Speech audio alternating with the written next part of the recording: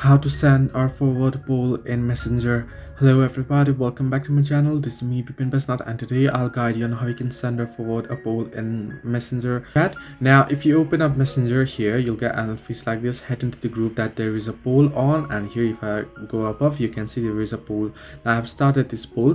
However, here if I tap on it, you can see I'll get an option to vote, and I'll get an option to add option because I started this vote. And if I tap and hold on it, unlike other messages, if I tap and hold on other messages on the group, you can see there is more option at the bottom right corner. If I tap on it, I'll get the option to forward, bump, remove, or report, but I won't get any such options here. So unfortunately, Messenger doesn't give you the feature, or Facebook doesn't give you the feature to forward or send your poll to others through chat.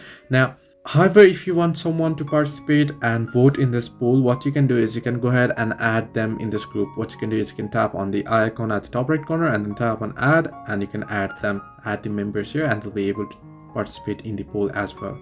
Hope this helped you. Do like and subscribe, and do not forget to leave a comment down below if you have any further issues.